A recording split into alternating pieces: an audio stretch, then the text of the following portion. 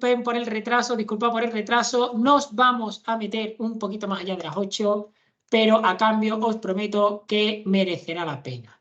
Merecerá la pena porque hoy vamos a meternos en la escuela helenística por excelencia, de la que más se ha escrito, de la que más se ha hablado, todo el mundo quiere ser estoico, el estoicismo tiene unos reboots que ríete tú de Transformers y de otras sagas recuperadas en el siglo XXI. El estoicismo nunca muere, todos los años se publican cientos, miles de libros. Es un fenómeno editorial tan solo equiparable a la Alemania de los nazis. Entonces, no sé qué tiene que ver, pero es decir, esta escuela, más allá de broma, es la más importante por influencia. Ni los epicúreos, ni los escépticos, ni los neoplatónicos han tenido una influencia tan fuerte y tan extendida en el tiempo como los estoicos. Por tanto, vamos a comenzar el bloque 2. Ya hemos abandonado el epicureísmo, le decimos adiós a Epicuro con todo el dolor de nuestro corazón porque ha sido un buen compañero de camino y nos metemos en los estoicos. Pues vamos ahí.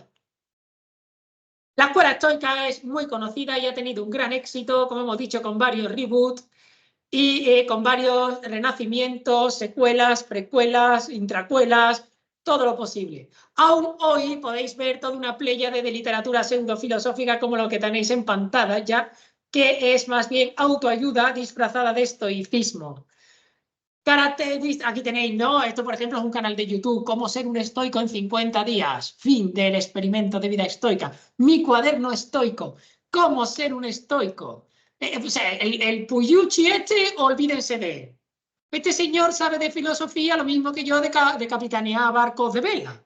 Un tipo que hizo un máster o algo así y dijo, ay, me gustan los estoicos. Y ahora se dedica a hacer libros de estoicismo y cosas de estas que no... En fin, no voy a hablar más de nadie porque como luego esto se graba, lo mismo me cae una demanda por difamación. En todas estas... ¿Qué tienen en común estos, no solo estos libros, sino esta literatura pseudo-filosófica? Tengo que pedirle perdón porque he puesto el de John Sellars, ¿vale? Y John Sellars sí sabe de lo que está... Este es el único que sabe de lo que está hablando, ¿vale?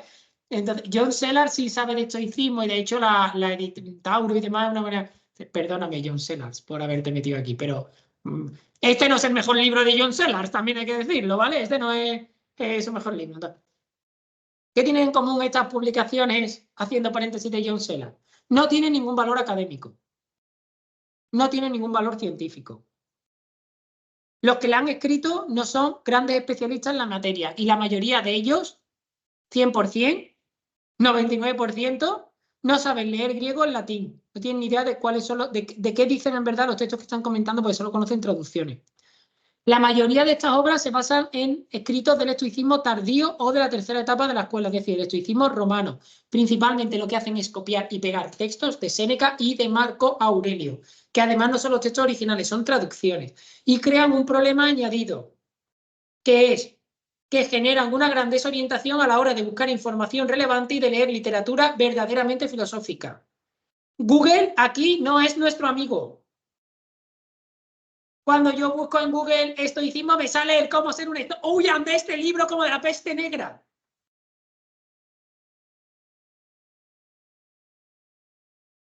Entonces, si alguien me dice a mí, Valentín, yo quiero aprender estoicismo y quiero aprender un estoicismo que no sea dúchate con agua fría, levántate a las 5 de la mañana, levanta 25 kilos en el gimnasio, sufre.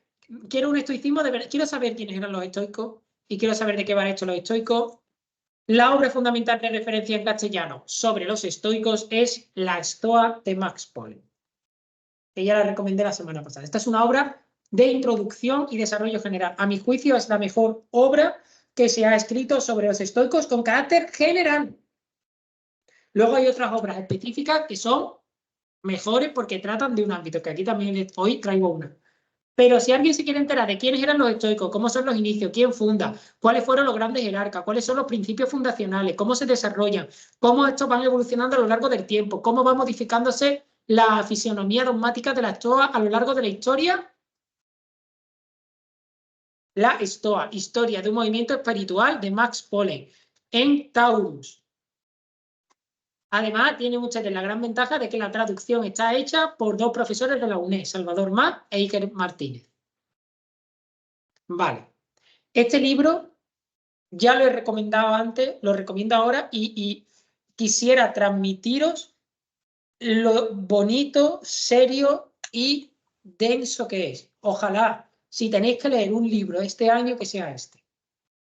Si os gustan los estoicos, pues si os gustan los estoicos, no leáis este libro porque se me hace un poco... Pero si os gusta este tema y de verdad queréis enteraros de lo que iba el estoicismo de verdad y no el estoicismo de autoayuda barato, este libro. Ya tenemos lo general, ahora vamos a lo sectorial. Para comprender el estoicismo tardío, el estoicismo romano, el de Séneca, Epicteto y Marco Aurelio, pero especialmente el de Marco Aurelio, el mejor libro es este, de Pierre Hadot, La ciudadela interior. Es un comentario a las meditaciones de Marco Aurelio, pero en realidad es mentira. ¿Vale? Quiero decir que con la excusa de comentar las meditaciones de Marco Aurelio, ¿vale? Él va hablando de casi todo. Les leo, ¿no? O leo algunos de los ambientes. El esclavo filósofo y el emperador filósofo, Epicteto y las meditaciones, el estoicismo de Epicteto, el estoicismo de las meditaciones, el estoicismo de Séneca, el Marco Aurelio de las meditaciones. A partir de la página 398, porque lo mejor siempre se deja para el final, está la pregunta, ¿era Marco Aurelio un opiómano? Si quieren saberlo tendrán que leer el libro. Bien, porque no lo voy a contar aquí. Bueno, quizás sí, no se sabe. Este libro también es muy interesante, muy recomendable, pero no es una introducción general. Sería un muy buen complemento de este. Y como ya les he recomendado, bueno, el tercero, que también es general, pero no es tan articulado, el de Pollens, el de Max Pollen es general y además procede académicamente. Vamos de lo general a lo particular. Este que les voy a recomendar, o este que os voy a recomendar ahora, también es general de J.M. Ries, la filosofía estoica, pero en realidad este es un conjunto de artículos. Estoy escuchando clase. La psicofonía, por favor, los micrófonos. Este es de J.M. Ries, ¿vale? Y se llama La filosofía estoica. Estoy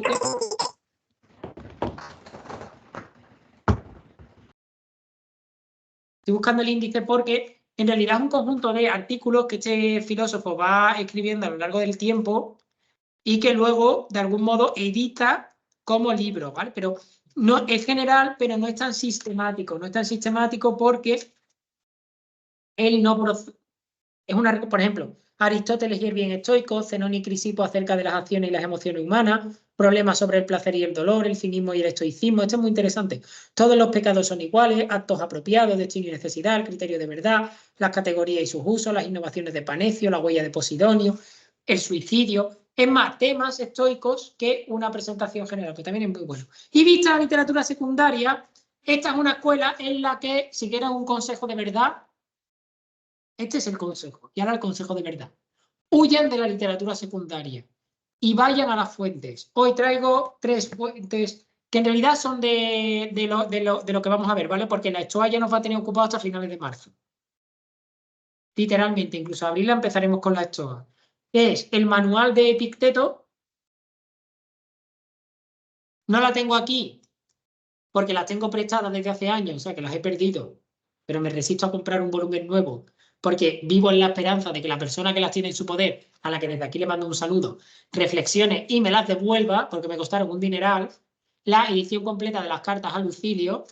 Tú que sabes que las tienes, devuélvemelas, por favor, porque, a ver, que soy profesor de filosofía, no puedo recomprarlas, ¿vale? Vale un dinero. ¿Qué más quisiera yo? ¿Vale? Entonces, las cartas a Lucilio de Séneca, también los diálogos de Séneca, también son interesantes. Y luego, por si acaso a alguien le pica la curiosidad, traigo las meditaciones de Marco Aurelio, pero una edición bilingüe italiano-español por una razón. Porque por Amazon pueden comprar ustedes ediciones italiano-españolas por 8 euros, 9 euros. Perdón, italiano griego, italiano latín o italiano alemán. En pasta blanda como esta, pues 10, esta me costó 13, 14 euros. Y tienen ustedes la traducción italiana, pero el valor, el texto griego. Esto es por Amazon. ¿Marco Aurelio escribió en griego? Lo siento, pensaba que era en latín. En griego, claro, Marco Aurelio escribió en griego. Vale. Era la lengua culta, la lengua de la estoa. Bien. Luego, por ejemplo, si os interesa por qué Marco Aurelio escribió en griego, bien, adopto. Bien. Cuando comentemos los textos de Marco Aurelio, vamos a comentar los textos en griego desde aquí, ¿vale? Vamos a partir del texto original porque me resulta interesante. Bien. Ya hemos hecho una especie de mapa para guiarnos por lectura. Si quiero leer del estoicismo, ¿qué debo evitar? Esto es como Epicuro. ¿Qué lectura debo evitar? ¿Qué lectura debo aceptar? ¿Vale? Ojo, esto es un consejo. Si alguien tiene en su casa el cómo ser un estoico y se lo quiere leer, esto lo he hecho a tono de broma y de chascarrillo. Yo siempre digo lo mismo. Aquí cada persona es libre de leer lo que le dé la gana. Y solo faltaría, ¿vale? Porque por suerte la Inquisición terminó, ¿vale? El índice de libros prohibidos y todas estas cosas. Pero lo que sí quería advertir es que nadie vaya a este tipo de obras, con la excepción de John Sellars, por favor, John Sellars, perdóname, ¿vale? Con la excepción de John Sellars, que nadie vaya a este tipo de obras buscando un conocimiento al nivel de esta asignatura. Igual que nadie iría a estudiar física a la carrera con una breve historia de casi todo, ¿vale? Que es un libro de divulgación científica, ¿vale? O nadie estudiaría matemática con el diablo de los números de Hans Magnus Enzensberger, porque eso está bien como iniciación, pero en realidad no. Estos libros son divulgativos y además, a mi juicio, es la peor de las divulgaciones posibles, porque te crea la apariencia de que sabes algo que en realidad no sabes. Ahora explicaremos cuál es el error de estas obras. El error de estas obras es presentar la ética estoica como algo distinto de la filosofía estoica. La filosofía estoica, el valor que tiene y el gran defecto que le critican en la antigüedad es que es un todo. La ética separado de la lógica y de la física no vale para nada. Literalmente, lo vais a ver vosotros a medida que vayamos avanzando. Y el problema de estas obras es que te desgajan la ética y te la intentan trasplantar como si fuera algo completamente desgajable del sistema estoico. Por eso me interesa, mucho más interesante el libro de Polin, que te va a hablar de la ética estoica, claro que sí, pero te la va a presentar contextualizada en toda la grandeza y la miseria de la filosofía estoica, que es lo importante. Pues bien, la escuela estoica ha tenido un gran éxito que hoy, o ha tenido tan gran éxito que hoy incluso su nombre se ha convertido en un adjetivo común. Ustedes, vosotros podéis ir al diccionario de la Real Academia y buscar qué es ser un estoico, ¿no? Stoicus, stoicos, ¿no?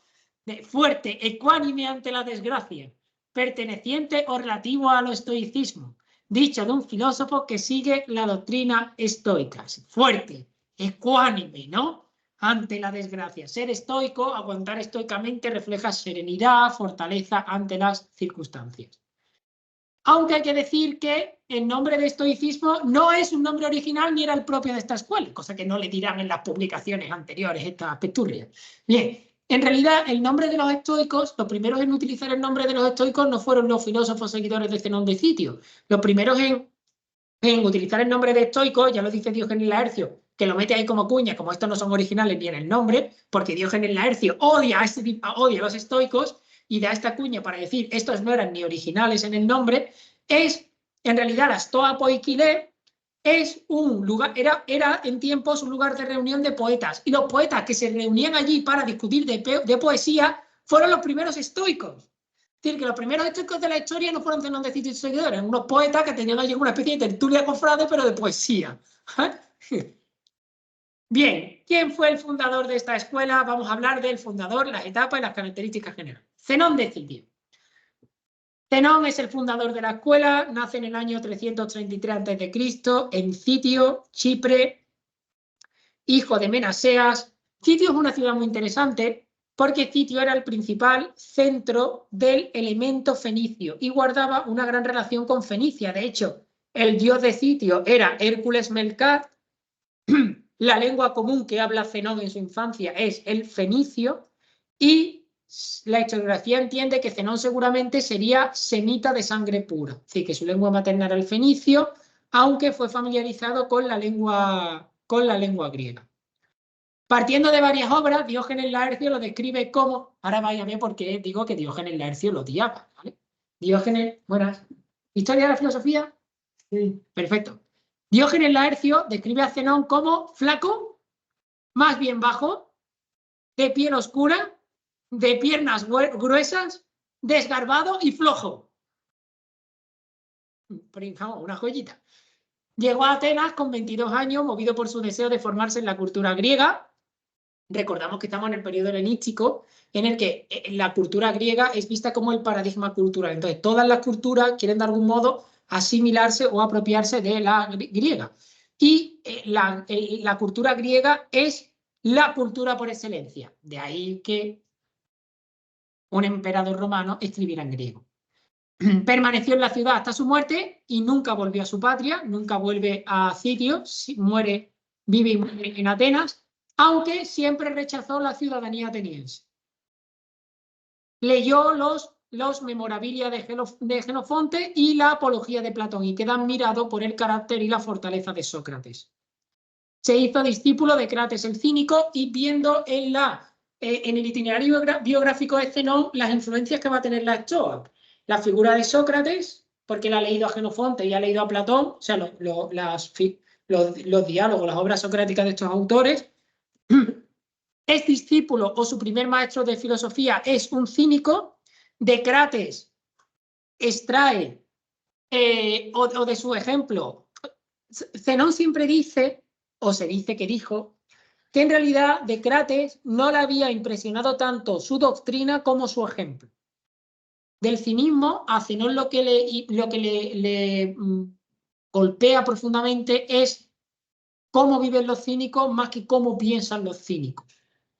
Por eso, de su ejemplo, del ejemplo de Crates, Zenón extrae la más íntima convicción que tiene en toda su vida, según Diógenes Laercio, que es el contento y la felicidad solo dependen de la actitud interna y no de las circunstancias externas.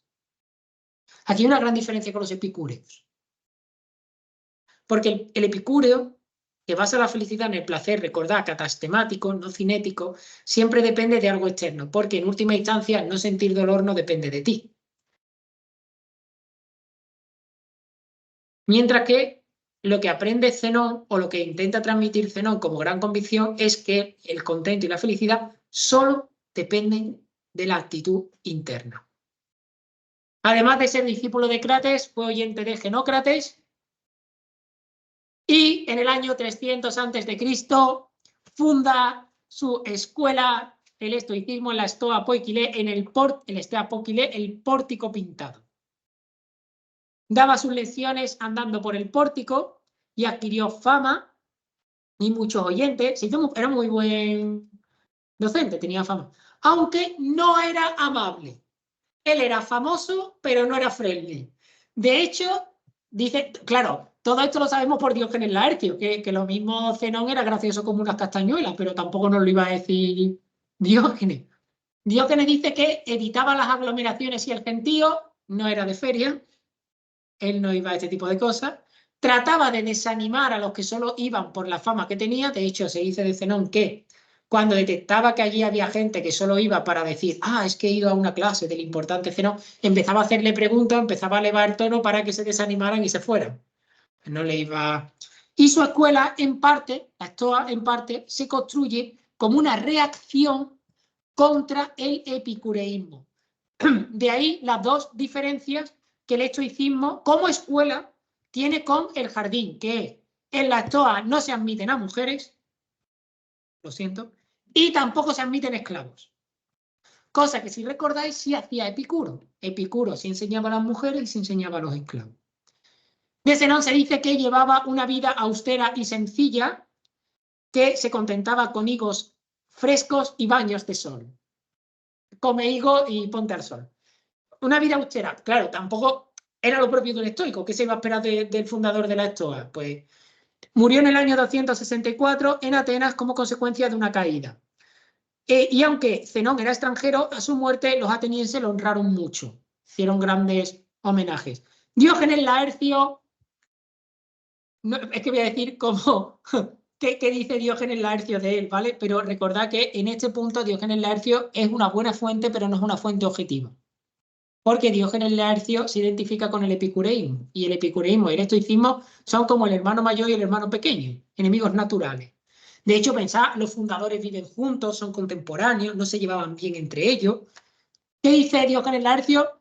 Dice que Zenón tenía la expresión dura y amarga con el entrecejo fruncido. Lo que voy a leer ahora es literal. Era enormemente frugal y se mantenía con una cicatería propia de un bárbaro bajo pretexto de economizar. No deja títere con... No le cae bien Zenón, no hace falta decirlo. El estoicismo tiene tres grandes etapas que tenéis en este esquema. El estoicismo antiguo, la estoa media y el estoicismo tardío. El estoicismo antiguo aparece en torno al siglo IV a.C., es el que funda Zenón de Citio. A él le sucede como jerarca de la escuela Cleantes de Asos y Crisipo de Solos. Este es el importante. Crisipo es llamado el segundo fundador del estoicismo. ¿Por qué? Porque es Crisipo el que da forma a la escuela y sistematiza las doctrinas. Digamos, Zenón es el impulso carismático, Cleante es el que mantiene aquello para que no se caiga, el de transición, que siempre hay uno, y Crisipo es el que recoge la tradición de Zenón y la organiza. Pone las ramas, establece los dogmas de la escuela, establece los principios, afianza la doctrina. De tal modo que es realmente a partir de Crisipo que podemos decir esto es el estoicismo. No es solo el conjunto de personas que siguen la enseñanza de Zenón. Es las personas que siguen estos dogmas, siguen estos principios y aplican su vida a estas doctrinas. Y además están diferenciadas, sistematizadas, publicadas, son enseñables y son enseñables en un corpus. Que todo eso lo hace Crisipo, por eso es considerado el refundador. La Estoa Media aparece en torno al siglo III o II a.C. Los filósofos de este periodo ya tienden al eclecticismo e incorporan al estoicismo elementos platónicos y aristotélicos. Destacan dos filósofos de este periodo, que son Panecio de Rodas y Posidonio de Apamea. Panecio de Rodas nació en el 185 y murió en el 110 a.C.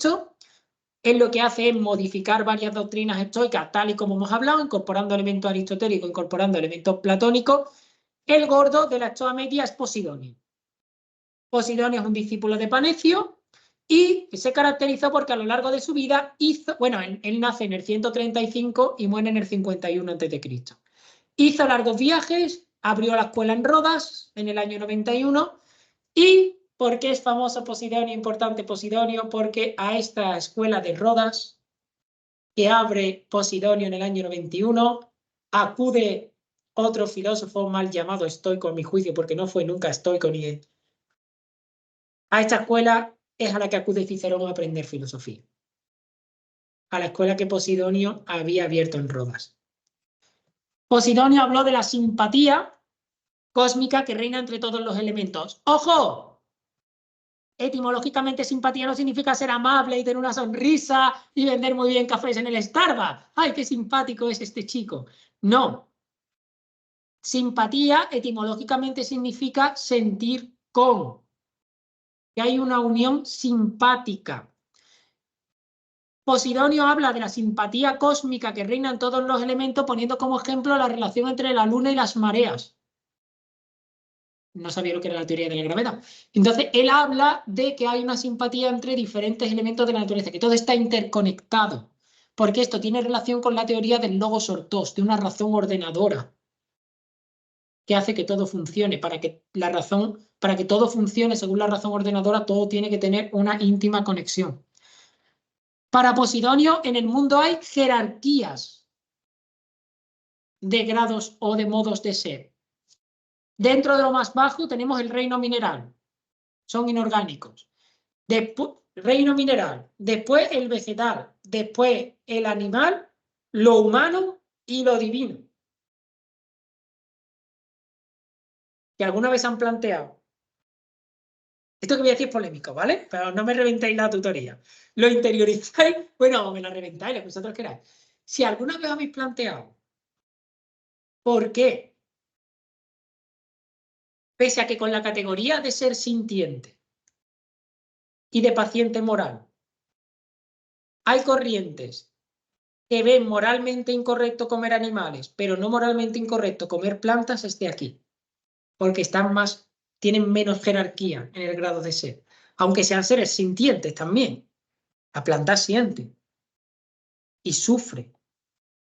Entonces, ¿por qué es más legítimo comerte una lechuga que comerte un cerdo? Cuando los dos son... Si el criterio es la sintiencia, es decir, que sienten displacer y displacer, ¿vale? Si ese es el criterio, ¿vale? Porque luego hay otros criterios y otras justificaciones que no parten de ese criterio. Pero si ese es el criterio, ¿por qué? Porque tienen menor grado de ser. Es decir, porque yo me tengo que alimentar, porque en realidad, si todo estuviera jerarquizado, yo lo que tengo que hacer es dejarme morir o alimentarme solo de frutos. Es decir, yo me puedo alimentar, lo ideal para mantener todas las... Si no hubiera jerarquías en el ser, para mantener toda la jerarquía del ser, lo ideal es que yo me alimente solo de frutos. De fruta, quizá de semilla o de frutos secos, de legumbre, de cosas que yo puedo, digamos, extraer de la planta o que se caerían solas de la planta y yo solo la cojo así al primer bote, sin matar la planta. Efectivamente, yo para comerme una naranja no necesito cortar el naranjo. ¿Vale? Entonces, esto sería, si todos los grados, todos fueran idénticos, esto sería lo ideal. Pues yo tengo que alimentarme, tampoco me voy a dejar morir, pero me debería alimentar de frutos o de cosas que no implicaran la muerte, el daño, la explotación del otro ser. Marta, no sé si vas a decir algo. Tienes que poner micro. No te quería reventar la tutoría, te iba a decir que discrepo, pero como has hablado de los frutos, lo dejamos ahí. No Te sabía. has salvado. Entonces, claro, ojo, he dicho si ese es el criterio, porque no es el único criterio. Es decir, si ustedes van... De hecho, es muy interesante, yo lo tengo planteado porque me gustaría publicar un artículo sobre el tema, sobre el veganismo y vegetarianismo filosófico. Es decir, las corrientes filosóficas a través de las cuales se defienden estas prácticas de vida. Y ver que pasa un poco como con la ataraxia en el mundo antiguo, que todas llegan al mismo comportamiento, pero por diferente justificación. De ahí también los tipos que hay, en función de uno pues como una cosa, en otro otra, ¿no? ¿Vale? Porque la idea no es tanto la conducta externa como la justificación filosófica que avala esa conducta externa en un momento determinado. Pero bueno, hubiéramos ido súper lejos. Todo está para Posidonio en perfecta armonía gracias a la razón universal o absoluta. Él divide el universo en dos grandes zonas. El mundo supralunar, que es celeste e indestructible, y el mundo sublunar, que es terrestre y perecedero. Aquí ya vemos el elemento platónico metido de tapadillo. Entre el ser humano y la divinidad establece toda una serie de poderes intermedios o daimones.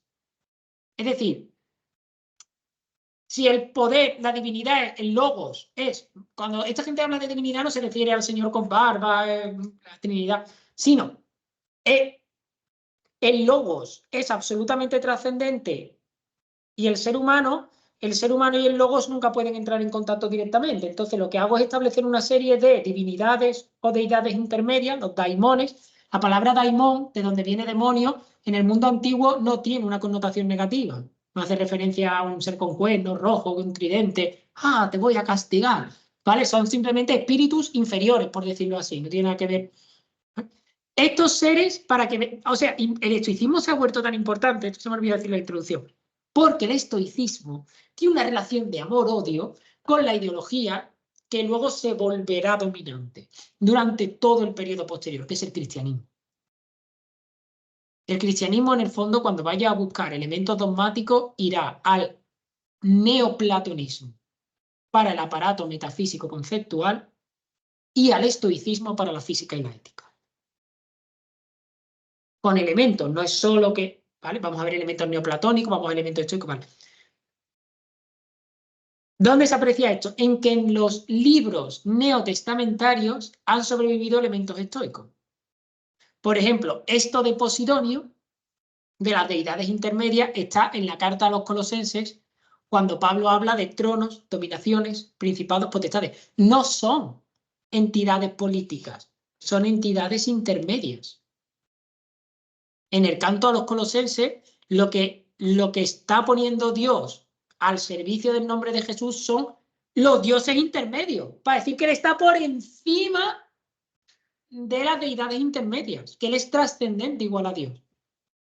Tronos, dominaciones, principados, potestades, todo fue creado por él y para él. Y todo se mantiene en él. Acaba de adelantar por la derecha a todas las deidades intermedias. Y Posidonio es el que revienta todo con un elemento neoplatónico al decir que admite la preexistencia y la inmortalidad del alma. Ya la hemos tenido.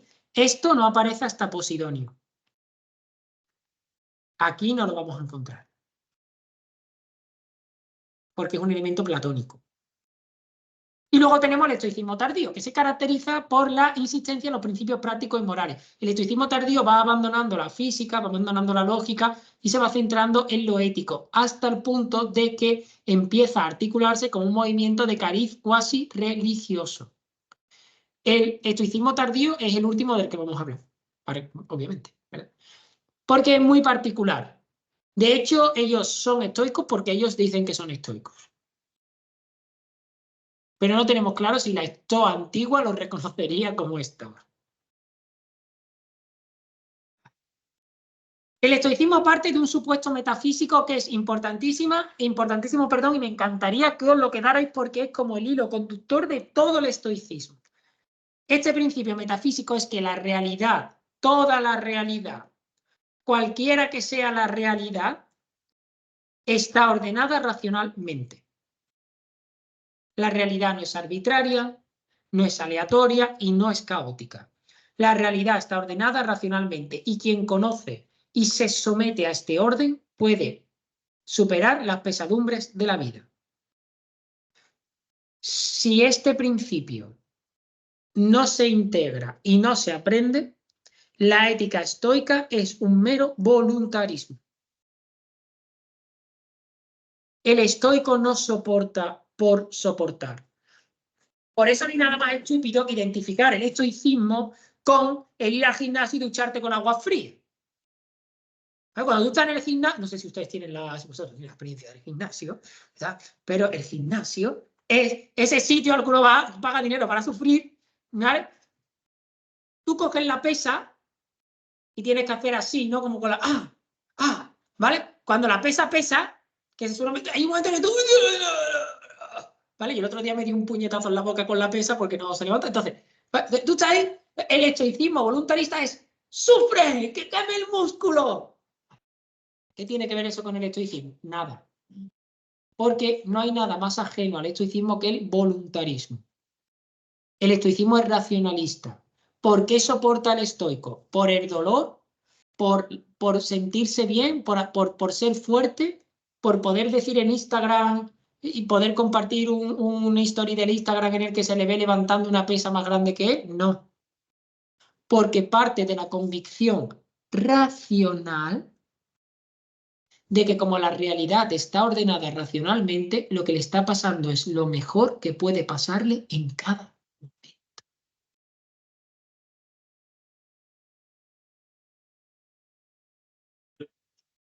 Vamos a ver que no son cada... El estoico está convencido de que esto es lo que me tiene que pasar. Y por eso lo soporta. Porque no hay alternativa. Tira la pesa, ya tiene alternativa. Quiero decir, por eso no sirve para el gimnasio, dale al agua caliente. Ya tienes alternativa. Ahora, no hay alternativa al cáncer. No se soporta por voluntarismo. Y lo que es peor, esta es lo mejor que podía pasarte en este momento. Es que los estoicos son profundamente deterministas, porque la idea de que la realidad está ordenada racionalmente lo que implica es que todo ya está escrito. Ahora vamos a ver. Esto va a tener, este supuesto metafísico, ¿no? Da una gran coherencia, que es a lo que iba, a las tres partes del órgano o sistema filosófico estoico, que son la lógica, la física y la ética. Porque lógica, física y ética están precedidas por este principio. La realidad está ordenada racionalmente. Nada hay en ella que se escape a la razón ordenadora. Nada.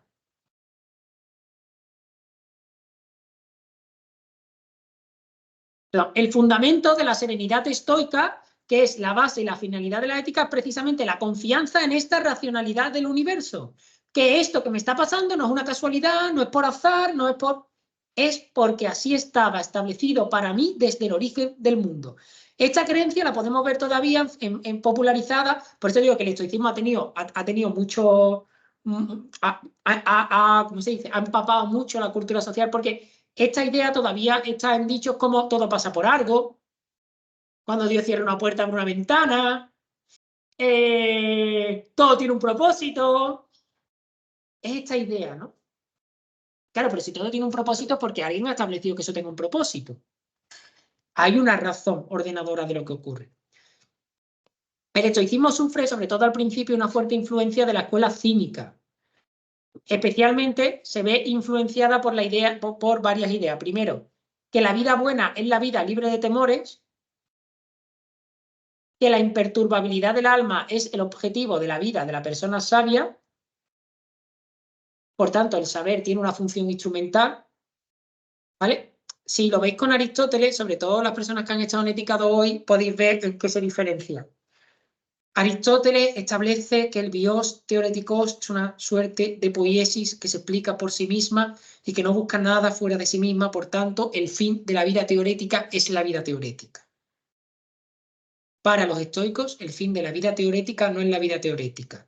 El fin de la vida teorética es la serenidad, y si no te da serenidad, no sirve para nada la vida teorética.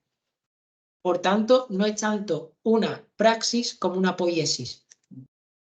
Perdón, antes lo mismo, articula la vida teórica como una praxis. ¿Vale? Para los estoicos sería más una poiesis, buscar algo distinto de ella misma, que es la serenidad. Es un instrumento. Tercera idea, que los estoicos reciben de los cínicos la independencia de las circunstancias. La felicidad o la serenidad no depende de lo que esté pasando fuera. Depende de la actitud con la que tú te lo tomes.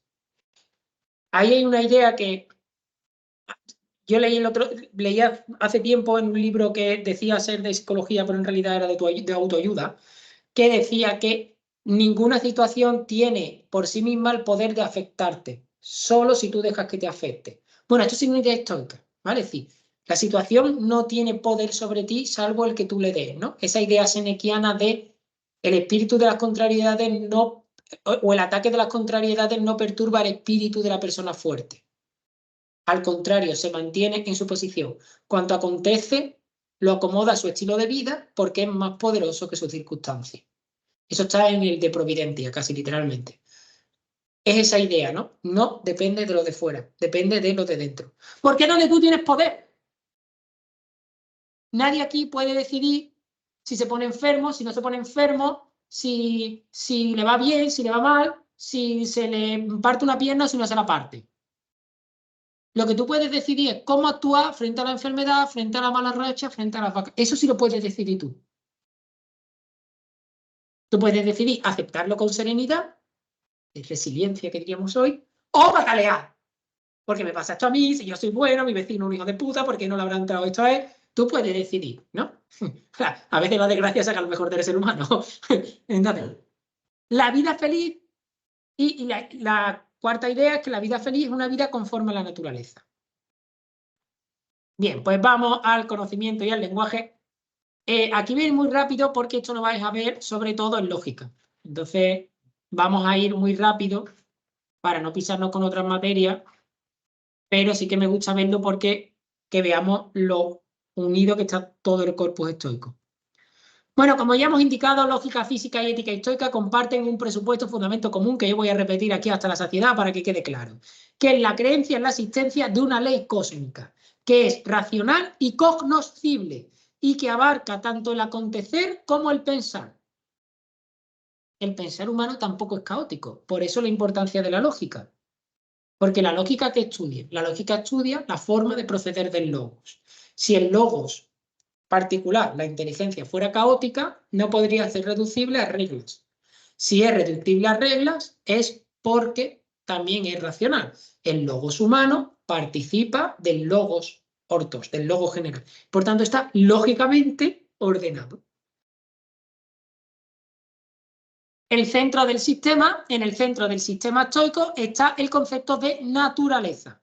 Lo que tiene, ¿por qué? Porque, esto lo pillan de Aristóteles, lo que tiene una naturaleza tiene una finalidad. Y donde hay finalidad, hay orden, hay plan, hay racionalidad.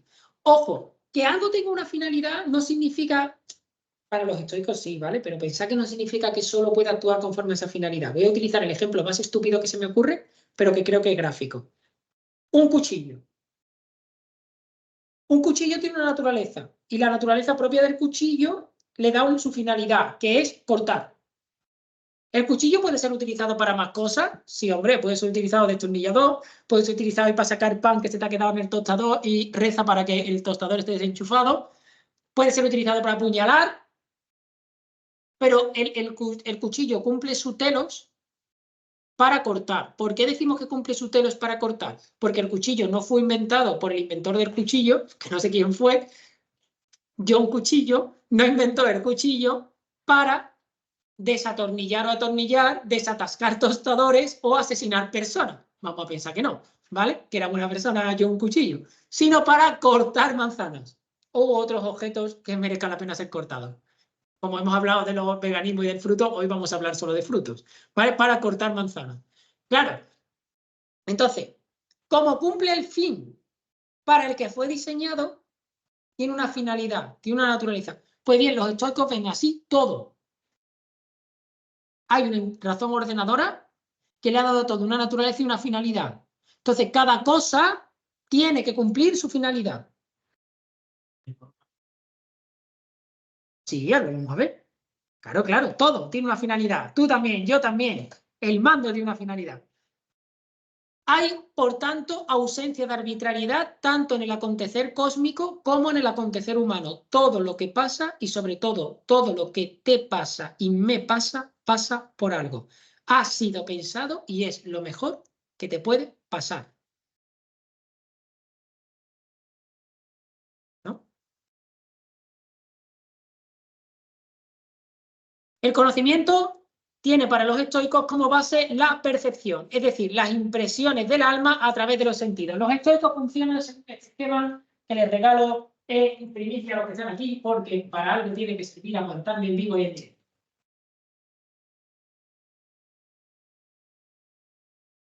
Ya lo he dicho antes, pero lo digo también ahora. Si alguien quiere ver los magníficos dibujitos que pinto aquí, que venga aquí al centro de Sevilla, que tenemos de todo. Tenemos Cruzcampo, Torrijas, no tienen por qué comérselo a la vez. Tenemos también café, una torrija, Cruzcampo con una torrija tiene esta riquísimo.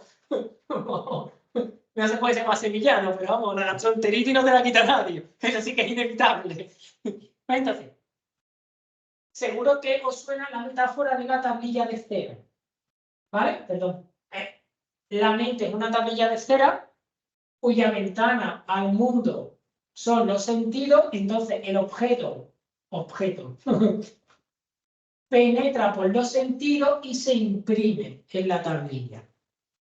Ahora, esto se refiere con que la base del conocimiento, que el conocimiento tiene como base la percepción. Los estoicos rechazan la doctrina platónica de los universales, concretos y trascendentes. No existe el gato, no existe el bien, no existe la verdad. Lo que existen son los individuos. Todo conocimiento es conocimiento de seres particulares. Otra cosa es que yo pueda abstraer o que yo pueda sacar generalidades de los individuos concretos. Pero yo nunca he visto al gato ideal perfecto a la idea de gato. Yo he visto a este gato, a este otro gato, a este otro gato, a este otro gato. Ellos sí que admiten que el concepto gato, pero lo que no admiten es que... Lo que no admiten es que el concepto gato tenga existencia ontológica. Existencia lógica tiene porque yo puedo hablar del gato. Estos objetos particulares son los que producen impresiones en el alma a través de los sentidos. Lo que me produce a mí impresiones en mi tablilla de cera es el gato de mi vecino, el gato que me he encontrado por la calle, el gato de mi primo Antonio. Esos son los gatos que me producen, ¿no? El conocimiento es noticia de esa impresión. La cosa está ahí, se presenta e impresiona. Esta percepción debe ser confirmada mediante la representación y la aprehensión. La aprehensión es el asentimiento, a la presentación de la cosa. El gato aparece, el gato me impresiona y yo asiento. Aprehendo el gato. Este gato. Y la representación se caracteriza porque se vive como objetiva. Esto es, en realidad, lo que quieren decir los estoicos es que cuando la cosa se aparece en tus sentidos, se aparece no el libro, sino que se aparece este libro en concreto. Para que se aparezca es necesario que tú lo aprehendas, que tú lo metas en tu sentido a través de la vista, del tacto, hablando de gato, de la vista, del tacto, del olfato, como tú quieras. Eso sería la aprehensión, que es la representación. Y la idea de que cuando el libro se te aparece y tú lo aprendes como distinto de ti.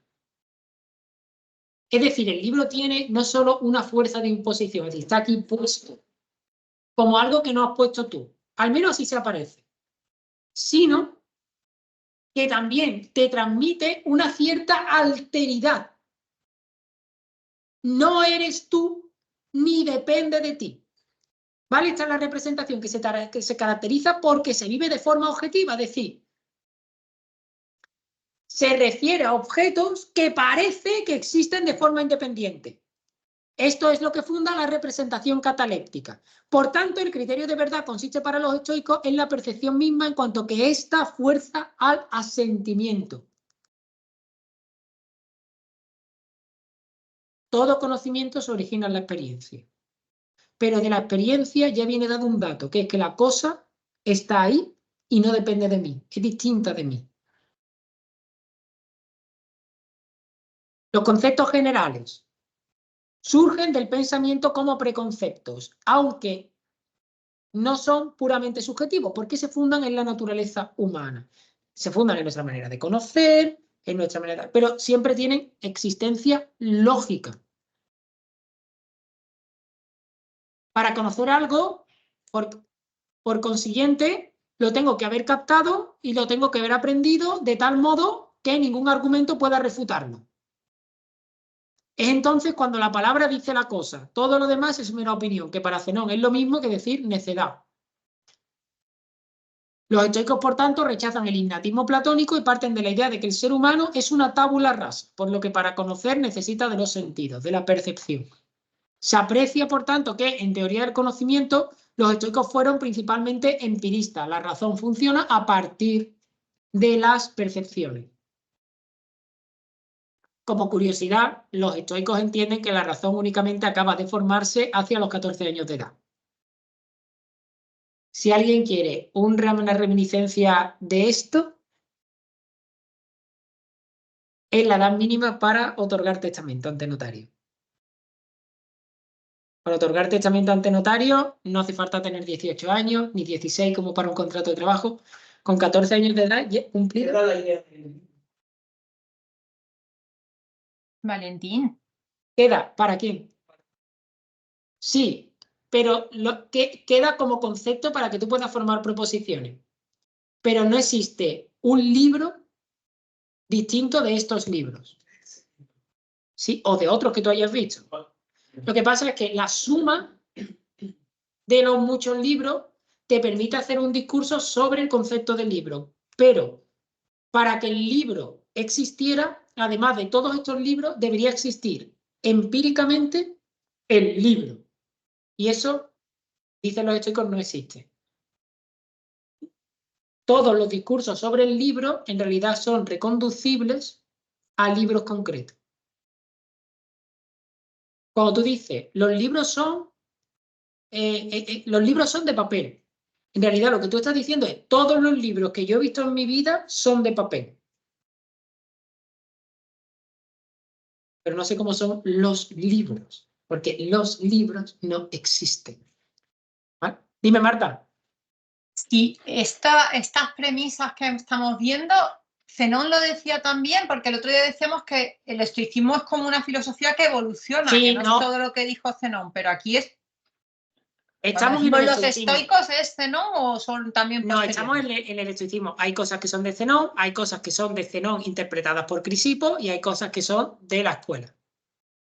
Vale. Y Vale, no necesitamos saber quién dijo qué. No. Si a alguien le interesa porque quiere profundizar en cómo evolucionan los conceptos. Esto. No, porque entonces el estoicismo nos llevaría hasta marzo, pero del año que viene, si tuviéramos que ir. ¿Vale?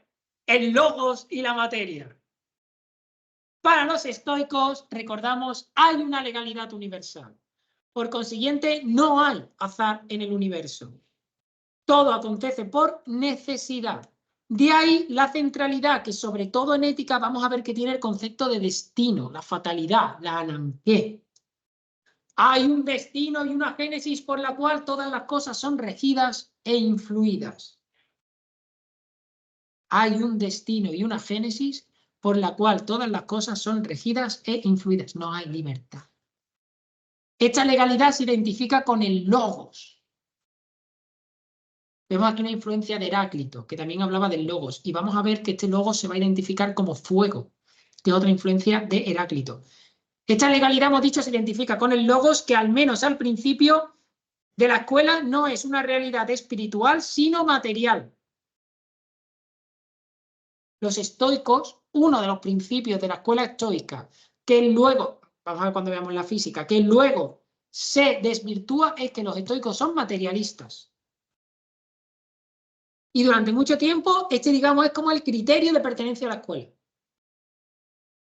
Pues, por tanto, este logos inicialmente es una realidad, es material, es fuego material. Esto también lo cogen del Heráclito, ¿no? Que es donde fuego y logos se identifican. No es casual tampoco, si queréis ver por... A ver, si queréis, seguimos con estas uniones entre escuelas que luego predominan. Por esto el Espíritu Santo es fuego. ¿Vale? Las reconstrucciones postcristianas, o sea, cristianas tardías del Espíritu Santo, porque en el Antiguo Testamento el Espíritu Santo es viento, es soplo. ¿Vale? La palabra hebrea, ruaj, que además es femenina, ¿vale? Hace referencia al hálito que Dios le transmite al primer hombre y demás. Entonces, la idea del cambio al fuego, que es una visión mucho más, hay quien ha visto influencia estoica. Este logos, que no es realidad espiritual sino material, esta legalidad, este logos ortos que rige el universo es continua actividad. Está mezclado con la materia, lo penetra todo. Es en tanto que principio activo, el logos contiene en sí todas las formas activas de todas las cosas que han de ser. Y estas formas son los logoi espermaticoi.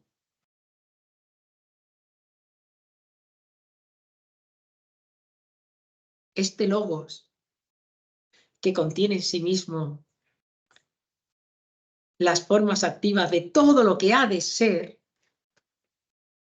es el logos de la segunda persona de la Trinidad. Es este logos.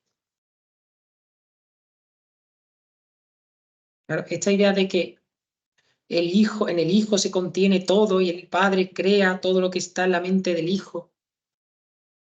Es esta idea, este logos. Recuerden o recordad el principio del Evangelio de Juan. En Arge, en Logos.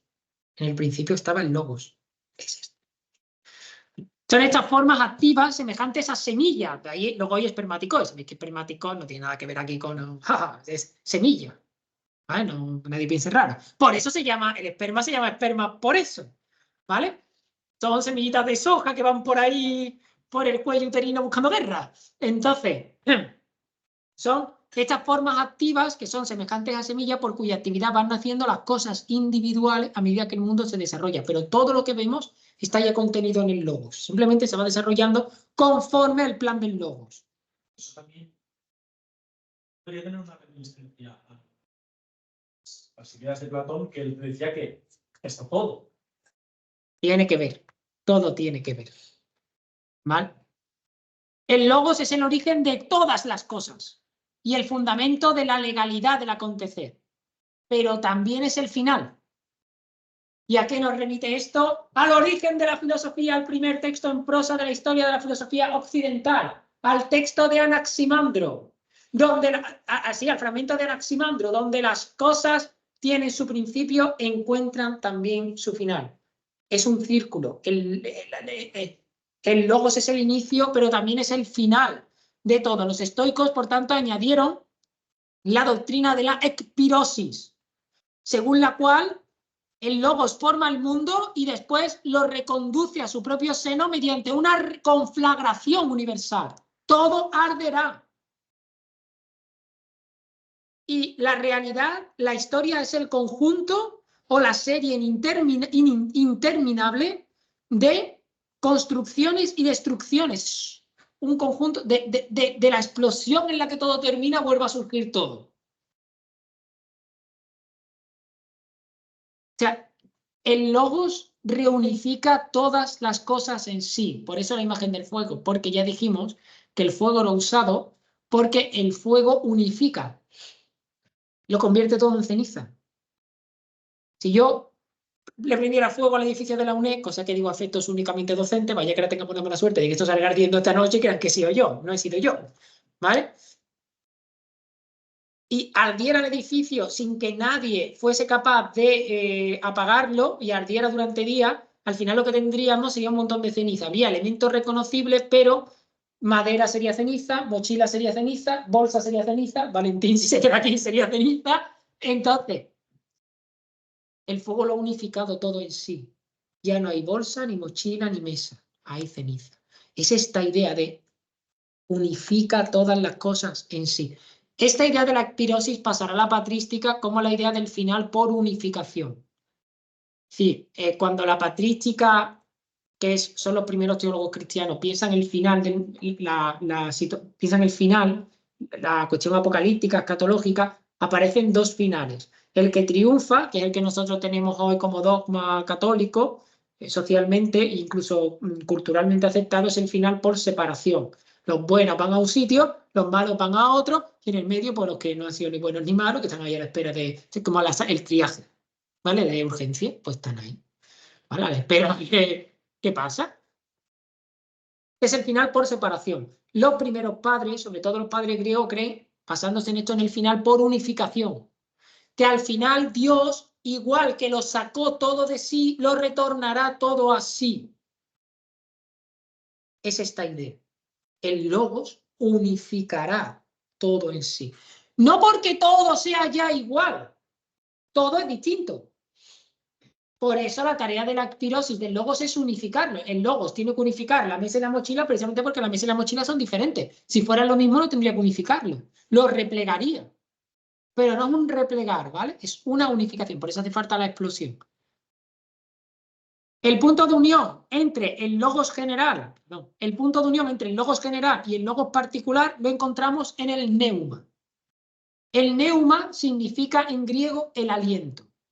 Era un término médico y se usaba para hacer referencia al espíritu vital que las arterias distribuían por el cuerpo. Ellos más o menos algo entendían de que por el cuerpo iba por las venas iba la vida. Todavía hoy utilizamos el término del neumólogo para referirnos al médico de los pulmones. El aliento, el neuma, lo que te da la vida. De hecho, lo que hacen las arterias, fíjate que dicen el espíritu vital de las arterias, no de las venas. ¿Qué llevan las arterias como espíritu vital relacionado con el aliento? Oxígeno. Llevan sangre oxigenada a las células del cuerpo. No van tan desencaminados esta gente. Luego pensamos, jaja, pobrecitos, qué ignorantes. Bueno, los ignorantes te dan 20.000 vueltas de vida. El espíritu vital que las arterias distribuyen el oxígeno, ¿no? Aquí esto me gusta recordarlo porque el neuma es importante para la filosofía antigua. El aliento, el aire, el viento es muy importante porque técnicamente cada uno de nosotros tiene 3 minutos de vida. Lo que pasa es que se reinicia cada vez que respiras. Pero en el momento en el que deja de respirar, si a alguien le interesa este tema, la persona que mejor ha descrito esto es Séneca en las cartas a Lucirio, porque Séneca era asmático. Séneca era asmático en una época en la que no había Ventolin, ni Simbicor, ni cosas. Digo, porque yo también soy asmático, pero no. Quiero decir yo, fin del problema. Séneca describe muy bien que se llama la disnea, que es la sensación de falta. Y cómo esto te hace tomar conciencia con que te vas, colega, que te vas, ¿no? El neuma es el vehículo del logos. No es técnicamente igual al alma, pues no ocupa lugar dentro del cuerpo, sino que se entrelaza con la materia. Se elimina, por tanto, el problema de la relación entre el elemento espiritual y el elemento material. que durante mucho tiempo dio y dará en la historia de la filosofía graves problemas de cabeza. Acordad con Descartes, que tiene que inventarse la glándula pineal para que ahí el elemento, la res extensa entre en contacto con la res, la res cogitans, con la res extensa, etc. Para los estoicos no hay separación, sino imbricación. Vamos a dejar aquí, ¿vale? Son las 8:15. La semana que viene continuamos con... Pues mira, y tanto que lo vamos a sacar aquí. ¡Ja, ja! ¿Vale? Entonces, la conclusión que os quiero dejar hoy es Diógenes Laercio cuenta que cuando Zenón llega a Atenas, consultó a un oráculo. Bueno, sabéis que hay muchas tradiciones por las cuales Zenón llega a Atenas. Hay quien dice que es un del barco, que va por cuestiones de comercio, bueno, por lo que sea. La cosa es que Zenón llega a Atenas y consulta el oráculo para saber qué tenía que hacer para vivir de mejor manera. Esto era muy típico en la edad antigua, y el oráculo decirle, ¿qué hago para vivir mejor, no? Y el oráculo le dijo, el oráculo a todos le respondía lo mismo, es decir, el oráculo era una galletita china de la suerte, es decir, tú ahí no sabías lo que te iba a tocar, pero toda frase enigmática. Lo que le dice el oráculo es, adquiere el color de los muertos.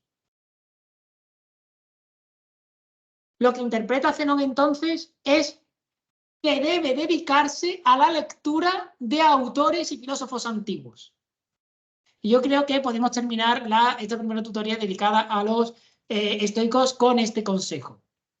Yo creo que una manera importante de invertir esta carrera o de invertir en esta carrera es dedicarse a adquirir el color de los muertos y las muertas, es decir, dedicarse a la lectura de las filósofas y los filósofos que nos han precedido. No pensando que, estos eran pobrecitos, pobrecitas que vieron en la antigua, ¿qué nos van a enseñar? Tienen mucho que enseñar. Dudas, cuestiones, preguntas, comentarios, disidencias, adhesiones.